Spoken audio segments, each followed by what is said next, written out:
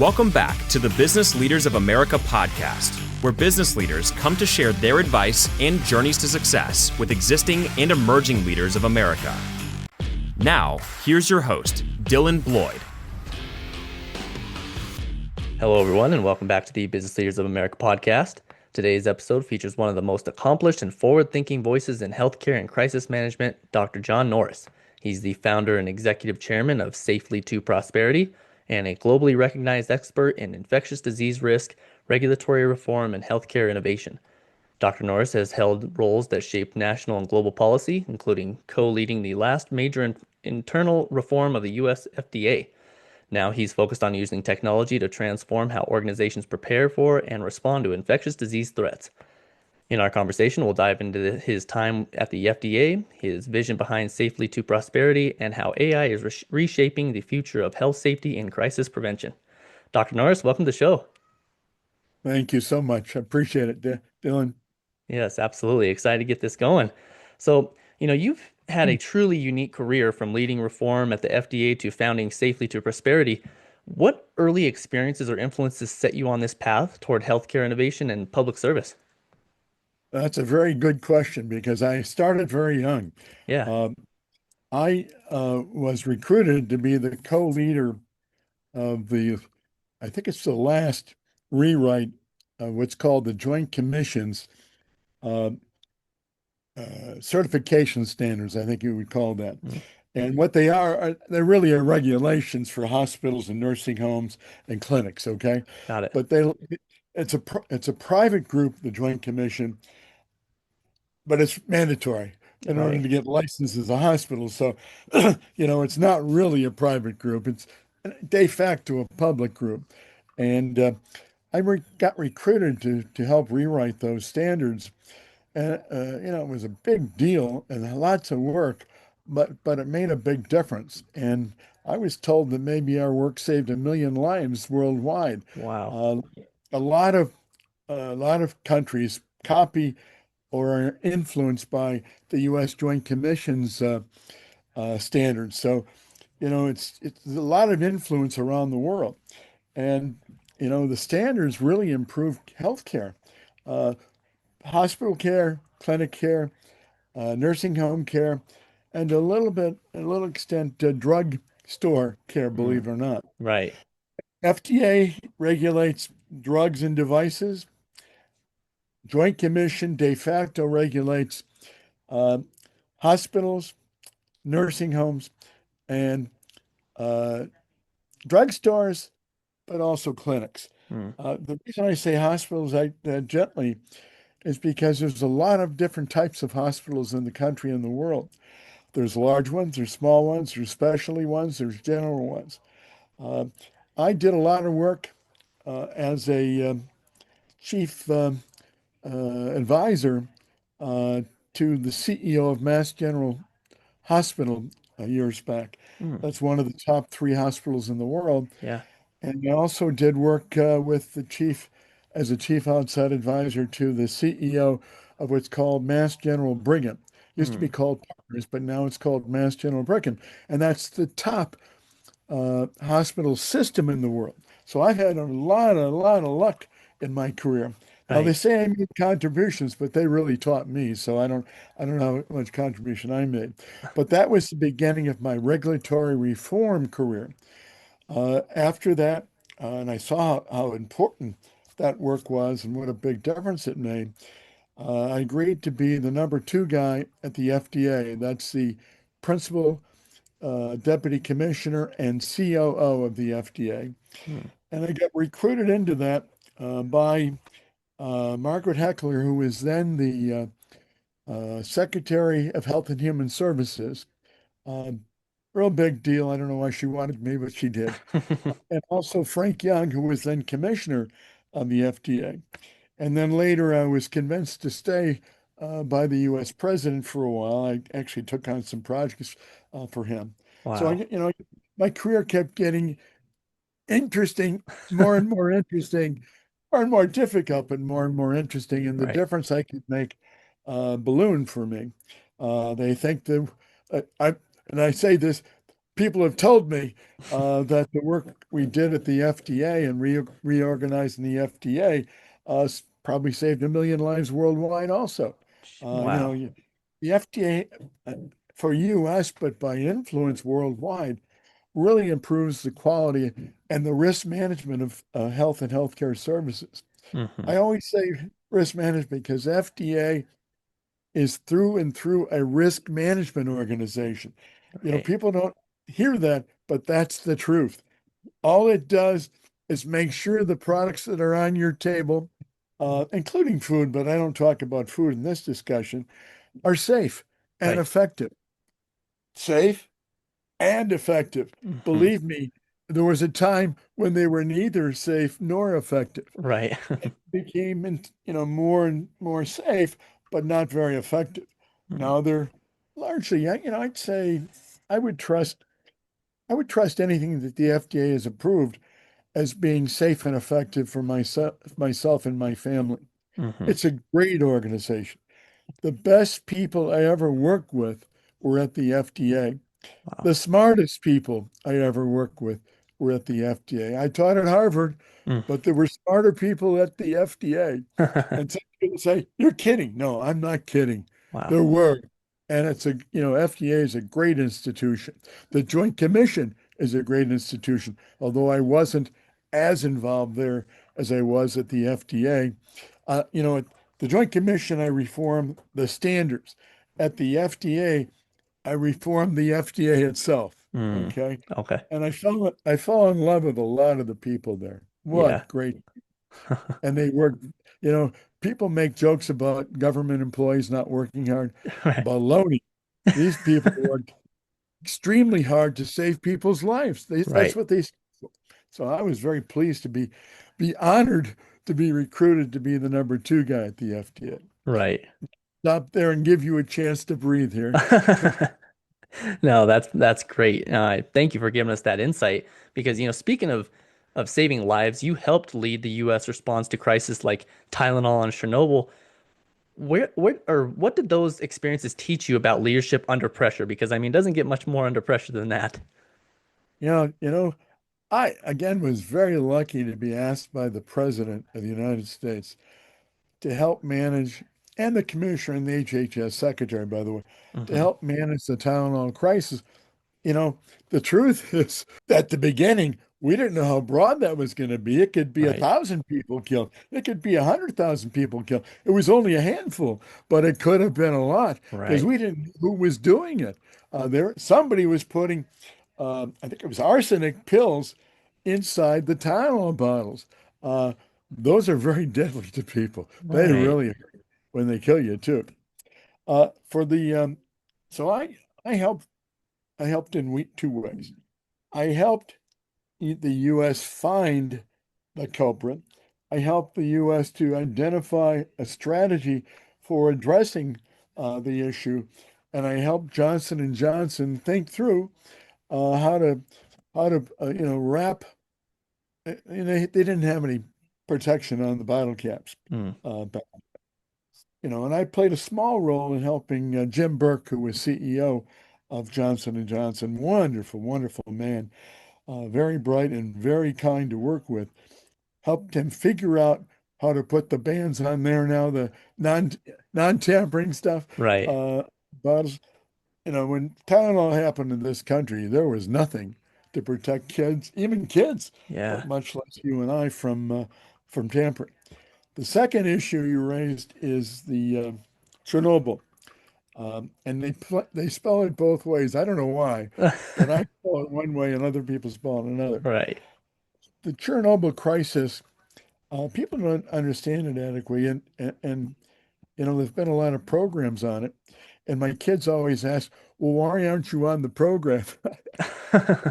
I say, because what I did was be mostly behind the scenes, and even the guy who was the top guy on scene didn't get on those programs. Mm. And I'll tell you a little bit about it. Yeah. Chernobyl was actually a chemical explosion, not a nuclear explosion. The plant that was running that the people that were running that nuclear plant, either did something wrong in the design or in the operation of that facility.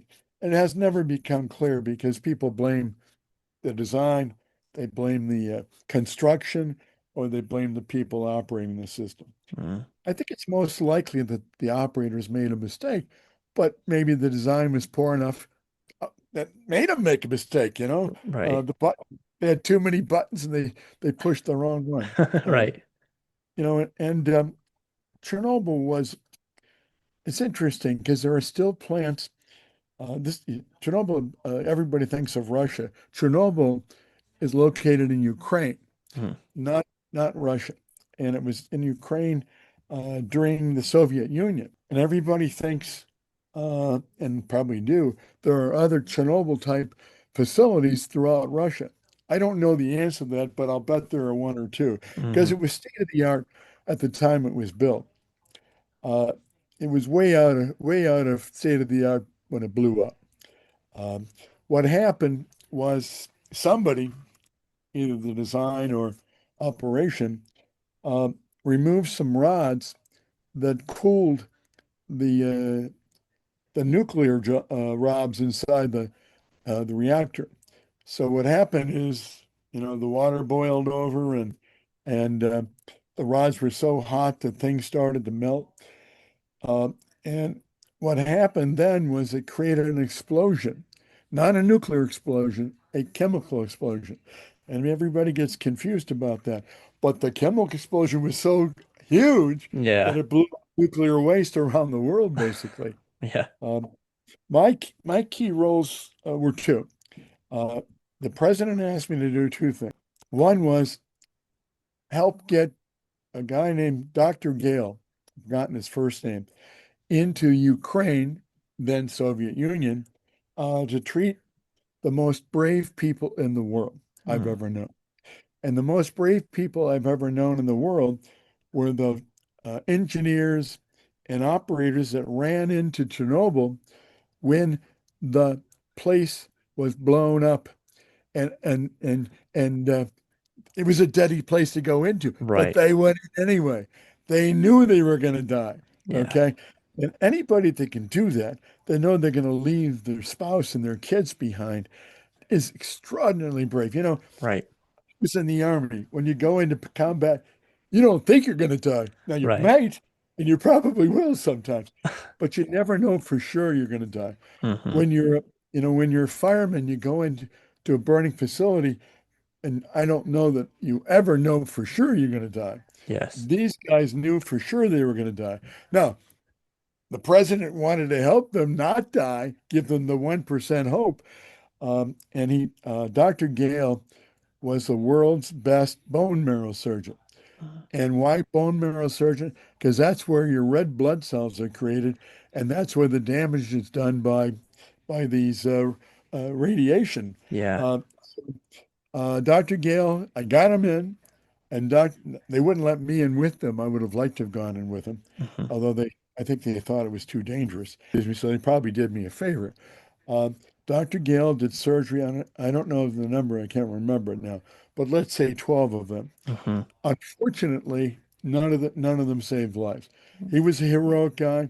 He spent a lot of time on this, a lot of his energy on this, and I'm sure he felt very upset that none Right. of them lived, but none of them did. The second role I had with Chernobyl uh, was to uh, go into Italy, believe it or not, Hmm. and other countries uh, in the European cave there. Okay. Uh, they were affected by the spread of the the dust from the explosion, Hmm. and we had to close their economies because of Chernobyl.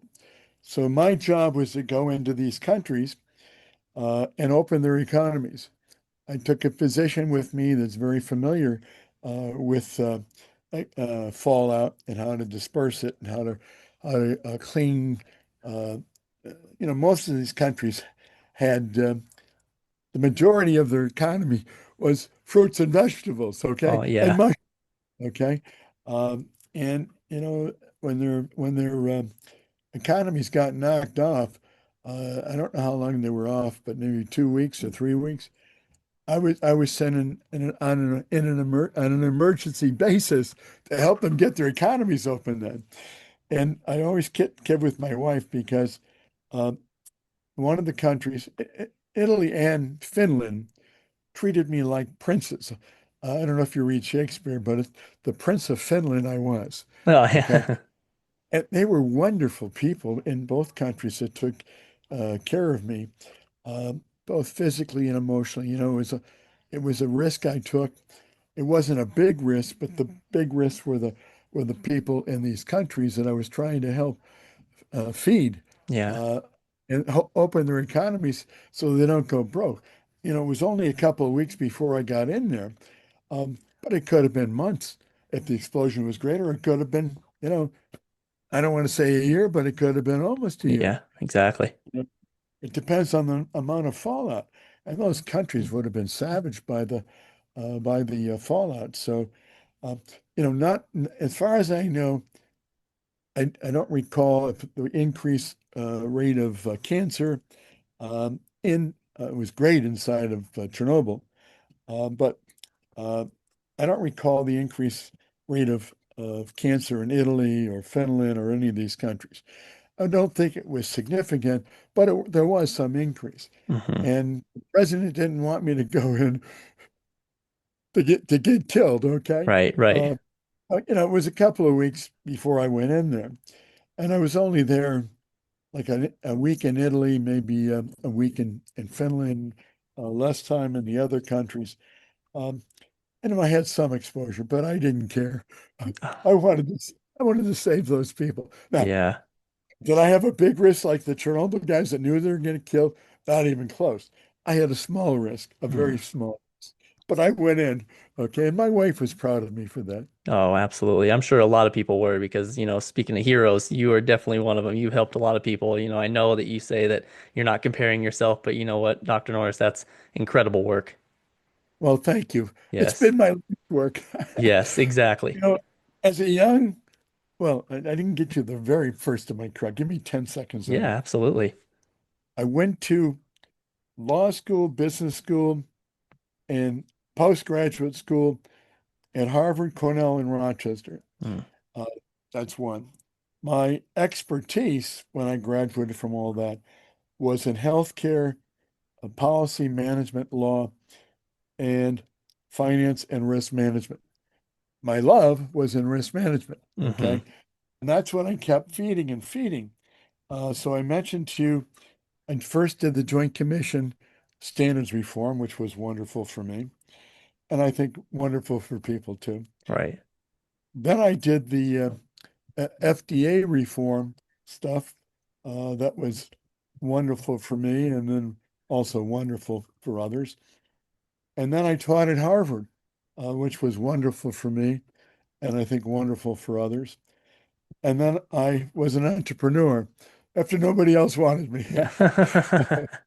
And I did extremely well on my first company. I mean, uh, you wouldn't believe the number. Okay, I'm Yeah. not going to say, You uh, can if you want. no, no, I'm not going to, but I multiply by 100 or maybe 1,000 what you think I did. Right, right. Uh, and I say I, whenever I say I, it was my team and I. Hmm. Um, and I thought I could do the same in a couple of more companies.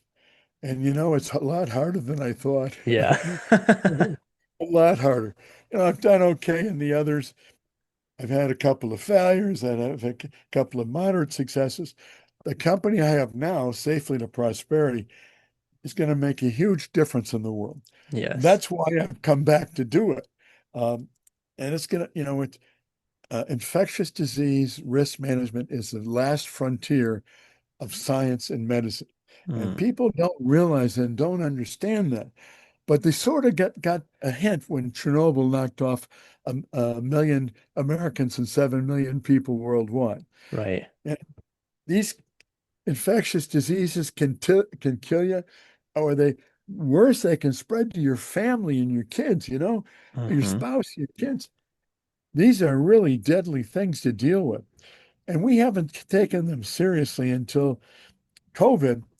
And then after COVID, we haven't taken them seriously because Yeah. and our brains have said, oh, no, that can't happen again. It's going to happen again. Yeah. It's going to happen again and again. That's what nature's all about. So we have to do something significant to protect the spread. It's the spread that kills millions. If it doesn't spread, it's going to kill 100. Hmm. It's just like the nuclear bombs. If they don't spread, they'll kill 1,000, not a million. But if they spread, they're going to kill, millions. Right. In any event, my career has been dedicated to, you know, cutting these, applying risk management um, expertise to carving down the risks of these kinds of things. Hmm. First, medical devices and drugs, and actually, it's drugs and biologics. People don't understand the difference, but drugs are therapeutics, biologics are preventives like vaccines. Hmm. To just to educate you for 10 seconds. Yeah. Then I've started creating companies or running companies, and they've all been good. Uh, the This one's going to be very good for uh, the people worldwide, the people in the U.S., because it's going to save a lot of lives through our SaaS. That's a software as a service, uh, a digital software Hmm. platform that reduces the risk inside of businesses and government agencies and countries uh, of the spread. All we do is manage the spread. We have like uh, 24 deadly diseases we cover. We Wow. have hundreds of parameters we cover. We enforce. We do. Um, it isn't yet a time, but it's AI type recommendations to the CEOs of these organizations or COOs when something happens or in advance of something happen. Preparedness is one key, responsiveness is the second key. If you Hmm. don't do both of those, you're going to get creamed. Right. And during COVID, almost every company had in the world had to cut down their production for weeks, months, or even years. And a Hmm. lot of companies went out of business worldwide. The economies in some countries were destroyed. Now, the US, having the strongest economy in the world, came back, but a lot of countries got destroyed. Right. And if you don't have an economy, you're in pretty bad shape. And people don't realize this, and this is where I've spent a lot of my time lately. Africa, as a continent, was destroyed by COVID. Yeah. There were two reasons for that. They didn't have good public health, population health systems. So they didn't really know how to manage when they had good tests like the U.S. had, or good vaccines like the U.S. had, um, or good communications like the U.S. had. Um, they were disadvantaged greatly there. The other way they were greatly disadvantaged, and people don't even think about this, is they had no manufacturing plants on site. Hmm. Well, that hurt them in two ways. One, I had to pay a lot more for these drugs and devices, and by the way, tests are devices, and biologics, vaccines, whatever you want to call them. Um, they had to pay a lot more for them, number one. But number two, they couldn't get them at any price. Yeah. One of the things they did was help countries get in touch with uh, supplies, and most of the supplies in the world for uh, vaccines for COVID were already taken. Hmm. Was the only guy they could go to that could get them, and I don't want to brag, but I was the only guy they could go to that could get them supplies of vaccines. Yeah. Uh, they were in zero supply, and you had to negotiate. You had to know where they were first, but then you had to negotiate to get them. Hmm. Let me stop there, but you talk now. No, that is truly amazing. I mean, your business, I mean, it is amazing your new approach because it's obviously different from traditional public health strategies, right? So, Yeah. how do companies actually get their hands on this? How do they utilize this to help them prevent, future outbreaks? Yeah, that's a great question. Uh, what what they do is communicate with us. We're on the internet. We do mailings. Um, we do podcasts like yours.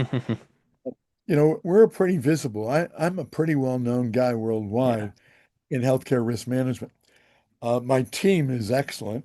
They know a lot of people. Um, our company is young, but very well known. Um, so they get in contact with our company or one of us. Mm. Uh, that's number one. When they get in contact with us, we show them what our system is, how it works, and what difference it will make to them. Number three, we tell them how inexpensive it is. And let me tell you, it's extraordinarily inexpensive for what it does. Yes. I'm talking about, uh, you know, health insurance. I don't recall what it costs, but like 10,000 per covered person. Hmm. Uh, we charge for our large customers because we have to work at scale, or we get destroyed. We lose money. We charge 50 cents per employee uh, or family member per month. Wow. Okay, not $50, not $500, but 50 cents. Now, why do we do that? Because we're interested in saving lives. Now, obviously, if as things go on, we might have to charge more. We Right. want to be a successful company for our investors, but we first of all want to get into countries like Africa, with like those in Africa, uh, in Asia, and also the U.S. There's a lot of poor people in the U.S. that are employed as what are called frontline workers, Mm. or you know they have lesser jobs. The low paid people. Right, right. And I always think that what are we doing for them to safeguard them against infectious diseases? Hmm. Well, actually, almost nothing. Yeah, Okay. right. And, the employers should step up, unions should step up, government agencies should step up, and charities, which have not done much. I really am damning them. They have Hmm. done almost nothing to protect people from infectious diseases. They should be ashamed of themselves. Right. And then when I say charities, I mean trusts too. Um, Hmm. you know, uh, we need to take this much more seriously. We killed 1 million Americans during COVID because we weren't prepared. Yeah. Well, we could kill 10 million or 100 million really easily in the next, you know, it doesn't have to be a pandemic. Hmm. Pandemics, and there's a good argument that COVID wasn't a pandemic per se. Mm. It may have been initiated by negligence. It may have been initiated by intent. You know, I don't want to discuss those because, it doesn't go anywhere really. All we know is it killed 1 million Americans. It was actually Exactly. 2 million Americans. It killed 1 million Americans. And that largely was because we weren't prepared. We believe safely to prosperity couldn't have saved probably 40% of those people, the Wow. lives of 40% of those people. And, all the permanent damage that was done to people, they weren't able to go back to work. Uh, they were out of work for months or years. The damage to the economy, people, you know, when the economy started to progress again, lots of people didn't come back right away. They Hmm. were the low-paying guys, okay? So, we've got to take care of the low-paying guys. Now, if we have 1 million people that were from one company that we're protecting, then, we can make a pretty good profit on 50 cents per person. Um, we can't really go below 1,000 persons. We lose a lot of money if we do. Now, right now we're talking to countries in Africa um, and Asia. Uh, you know, they have 100 million people Yeah. or 300 million people or a billion people. We can do that at a very low price Mm. uh, and, and make a handsome profit because investors don't want to invest in us unless they know that Yeah. we can make a handsome profit. I believe the things come together. People invest to make money, uh, make a difference in drugs, devices, biologics, uh, other, remote cares, uh, protections like safety to prosperity, risk managers like safety to prosperity. They have to be rewarded fairly. That's the only way the system works. Mm. So I never try to cheat investors. I always want to make sure that they're fairly treated. And, you know, I might even show an investor your podcast. I Yeah. think you've done a great job. I appreciate that. No, thank you. I mean, it's incredible to see what you've done, you know. So is Safely to Prosperity going to continue to evolve as time goes on? Because you mentioned it being a SaaS company, but what role does like AI and machine learning play in your current work? Yeah, we have some machine learning on it now. Uh, we're gonna add AI as soon as we can. Hmm. Takes a lot of time to do some of this stuff. Um, and it's a platform. Right. So we're applying it initially to infectious diseases. Let me tell you what it is because these are very important. Yeah. It's a platform that does risk management, data collection and management, reporting management, and other aspects, all of which can be valuable in their own, but also especially valuable if the central system has AI. Mm. So we're going in those directions. Uh, we know that the last frontier to solve, we're transformative people, okay? Yeah. We've transformed other areas. We want to transform infectious diseases. Now, let me be clear on this. Transformative people take big risks and win, Hmm. okay? I mean, you know who some of the transformative people that are out there that have taken big risks and won. Right. Uh, those people tend to be very charitable too, because people don't want to win. Hmm. They want to win fairly and give the rest away to other ventures, other programs, other systems. That's the way things really work well in life. Yes. Uh, so we're transformative people. Now, I want to be clear on one more thing. Transformative people take big risks, but they're smart enough to know that they can fulfill the risks and do what they are focused on doing. Mm. Uh, you know, I told my grandson the other day, Yeah. I said, when you grow up, I want you to be a transformative change agent. I want you to make sure that everything you do in life is big, that you take big risks, but you know that you can overcome those risks. Okay. I don't Hmm. want you to get hurt. I don't want you to hurt your investors. I don't want to hurt your family. I want you to know that the things that are missing in the world need transformative change, but they need it so much that you will be a success. Right, right. Oh, that's a beautiful message. He's gonna remember that forever, and I hopefully hope. take the advice exactly. You know, so for the leaders who aren't looking for transformational change, you know, and looking at that, they're just really focusing on the win-win-win, like you mentioned. What's a message you believe they need to hear before the next outbreak? Well, every company, even if the, even if they don't want to be a transformative company, has got to protect itself. Yeah, Every government agency, even if it doesn't want to protect other people, has to protect itself. So yeah. the place to start is setting up our program for prevention, what we call preparedness for prevention and response in their enterprise. We help them do that. We help install. We help them train, and then, um, depending on their scale, we re, you know, they don't depending on the scale, they don't have to hire more HR people. Hmm. A big fear that companies have is, well, this is such a big program, we're going to have to hire 2 dozen more HR people and they cost a fortune. Yeah. No, if they probably have 1 or 2 people to run the system, they'll be fine. The system runs itself. Mm.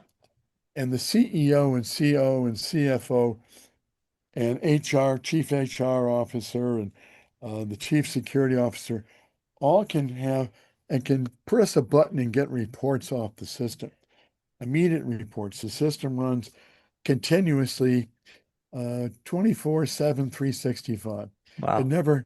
never steps down. So you can get a report anytime you want, day or night. And you can set the system up so it gives you the same report at 8 a.m. every morning. Hmm. Okay. And you look at it and you see if there's been any changes you have to worry about. Um, Now, once the attack occurs, it gives you more information, Mm. like what to do about that. Yeah. Okay. And it does it by uh, shift, by floor, by space, by building, by by company, by location. A lot of companies now have 50 locations around the world. CVS Health and other pharmaceutical companies now have a thousand locations in the U.S. alone. And part of why they're talking with us is because one of them's going to be really lucky because we're going to help them go worldwide because we know how to do it. Yeah. And we can protect 10,000, 100,000, 300,000 locations worldwide. Okay. That's where the future is. Yes. Um, and uh, if you don't protect your people, they're not going to stay anymore. It used to be you had to stay. Well, a lot of people work at home now. Hmm. So if you don't get protection, our product protects them at work and at home. Mm. Uh, because for 2 reasons. One is we don't want an employer bringing it home Yeah. and killing spouse and kids, but also some people working at home don't want to kill their spouses and kids. Right. Okay, um, we call it the double sanctuary approach. We want to create sanctuaries in their workspaces and at home. Now, for a worker that works in a manufacturing plant, the sanctuary is going to be different than the sanctuary of a person that works in an office in a multi-story building. Excuse me. Um, you can think of it in terms of the things that are going on now. We protect lives. Mm. We're not protecting them against marauders coming in with machine guns, but you've got to believe that microbes, pathogens are more deadly than machine guns. Mm. Okay? You can't see them, you can't smell them, you can't prevent them easily from getting you, and you don't even know sometimes for the first weeks or months that they got you. Yes. Okay? And unlike bullets, a bullet is one and done. A pathogen can create thousands of themselves, Right. thousands upon thousands upon thousands of themselves. So they keep spreading and spreading and spreading. So let me tell you, and I don't understand why some people don't understand this. A lot of CEOs, CFOs, COOs, chief HR officers, chief safety officers need an education on this. Pathogens are 100, maybe 100,000 times more dangerous than a solo killer walking in your front door. Hmm. Okay. Because if these pathogens get inside your offices or your manufacturing plant and they spread and you don't stop the spread, they're going to infect 1,000 people the first few weeks, 10,000 the next few weeks, 100,000 the next few weeks. Okay, at home and at work. Okay, and Hmm. you always have to think about it isn't just at work. Yeah. You know, the shooter doesn't go to your home usually, Right. but the pathogens do because when you go home, you carry those pathogens. Yeah. So, pathogens are, I like to say they're a million times more deadly. Hmm. Probably, a more conservative person would say 10,000 times more deadly Right. than bullets. Yes. Okay. And I say bullets, I mean bullets by one, two, 100, 1,000 people shooting Hmm. at you. Hmm. If a million people from China come over here shooting, I will respect that. Right, right. Maybe it's comparable now. Right, right. I love this because it's extremely intriguing to me because my background is manufacturing distribution. I ran a distribution center. And so, I'll tell you, Dr. Norris, we were very reactive during this time, as was, I'm assuming, most of the majority of the country, right, during this time. So your company is allowing businesses to be proactive rather than reactive, correct? Yes, big point. Right, Pr- because proactive means you save maybe the 40% that I talked about, and reactive maybe you save 20 or 30% more. right. Okay. Yes. Yeah. You're No. right. Yes, absolutely. So yeah, I cannot wait to see, or actually do more research on this. I did a lot of research, but I was extremely excited to speak with you about this. And, I really do hope that all the leaders out there in not just manufacturing, distribution, any business out there, especially the ones who are deemed essential, right, during these times, are taking care of their employees. Well, hopefully, if they're smart. Right, right. Let me tell you, let me tell you, I worked with some incredibly brilliant CEOs. I mentioned Jim Burke from J&J, Mm-hmm. Bill Steer from Pfizer. Wonderful guy, brilliant. Actually moved from salesman up to CEO. I Yes. mean, that can only happen if you're brilliant, let me Right, tell you. right. Sam Thier at Partners, which is now named um, Mass General Brigham, Frank Young at the FDA, who was the CEO there, Margaret Heckler, who was the CEO at Health and Human Services, uh, the president, all kinds of really smart people Mm-hmm. around the world. I'm telling you, I've been very fortunate. I've given about 300 talks, interviews, you know, whatever you want to call them, Yeah. TV appearances around the world. Um, and every time I meet someone nice like you, bright like you, and you know, a lot of people think CEOs are mean. Right. No, the CEOs are among the best people you'll ever meet in your life. Okay. Hmm. Yeah. And I've had the privilege of working closely with a number of the really good guys. Uh, you know, eh, I'm a mentor to a lot of younger people. Hmm. Uh, and as I mentioned, I taught at Harvard for a long time. Uh, I tell the younger people, look, you think you have to be mean to succeed? No, you have to be the exact opposite.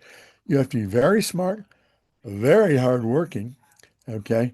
And you have to be very kind and gentle and thoughtful, not just to your peers, but also the people behind you that Right. you want to bring along. And never, ever, ever fear that someone's going to jump ahead of you. Be hopeful that they do. Yeah. With your help, you get a lot of satisfaction if you help people like that.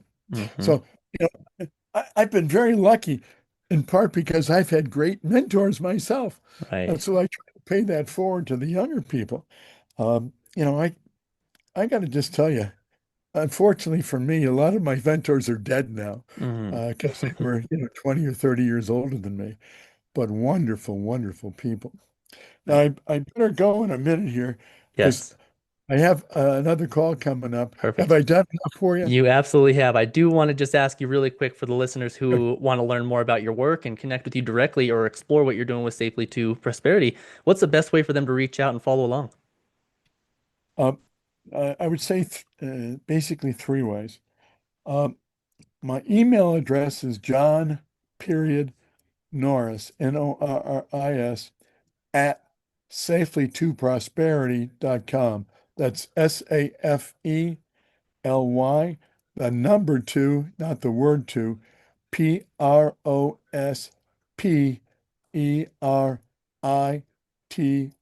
That's my email address. It's also my text is 617 680 3127. And the third way is through uh, our webpage, which is actually safetoprosperity.com, leaving me out and the out. Okay. Those are three ways they can reach me. The way I prefer actually is a text Mm. because I get I don't know, 200 to 300 emails a day. I fear that I miss one or two every day. Okay. Right. I get a lot fewer texts because I almost never give out my text. Um, I'm almost certain to see your text if you send me a text and you're serious. If Hmm. you're not serious, you're deleted right away. Right, right. Oh, well, thank you so much for sharing that, Dr. Norris. It's amazing to see what you've done and truly amazing to see what you continue to do. So you inspire many and you've helped so many. So thank you again for joining today. And I really appreciate you spending time with me and the listeners. You're welcome and send me this video. Yes, I will, definitely.